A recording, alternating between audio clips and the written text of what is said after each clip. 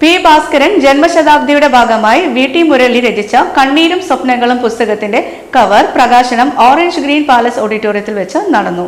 കവി വീരാൻകുട്ടി പ്രേംകുമാർ വടകരയ്ക്ക് നൽകിക്കൊണ്ട് പ്രകാശന കർമ്മം നിർവഹിച്ചു. സംഗീത സംസ്കാരം സങ്കീർണമായ ഒരു വിഷയമാണ്. മറ്റ് ദേശക്കാർക്കുള്ളതുപോലെ പാരമ്പര്യത്തിൻ്റെ നീണ്ട ചരിത്രമുള്ള സ്വന്തം സംഗീതം മലയാളിക്ക് എത്രമാത്രം അവകാശപ്പെടാനുണ്ട് എന്നത് വലിയൊരു വിഷയമാണ്. നമുക്ക് നമ്മുടേതായ നാടോടി സംഗീതമുണ്ട്.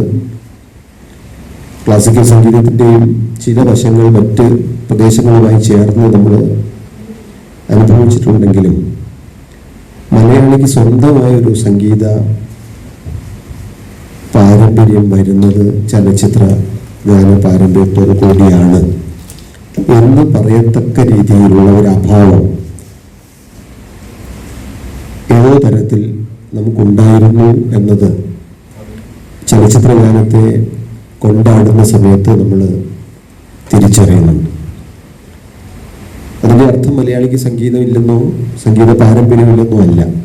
മറ്റ് ഗസൽ പാരമ്പര്യം അല്ലെങ്കിൽ നമ്മുടെ കർണാട്ടിക് സംഗീത പാരമ്പര്യം, ഹിന്ദുസ്ഥാനി സംഗീതത്തിന്റെ പാരമ്പര്യമൊക്കെ ഉള്ളതുപോലെ. ചടങ്ങിൽ ടി രാജൻ അധ്യക്ഷത വഹിച്ചു. P Harindranath, T K Vijayaraghavan, Thayyullathil Rajan, P P Rajan, Edayath Sreedharan, Adiyeri Raveendran, V P Prabhakaran master തുടങ്ങിയവർ സംസാരിച്ചു. ചടങ്ങിന് പി കെ രാമചന്ദ്രൻ സ്വാഗതവും സജീവൻ ചോറോട് നന്ദിയും പറഞ്ഞു.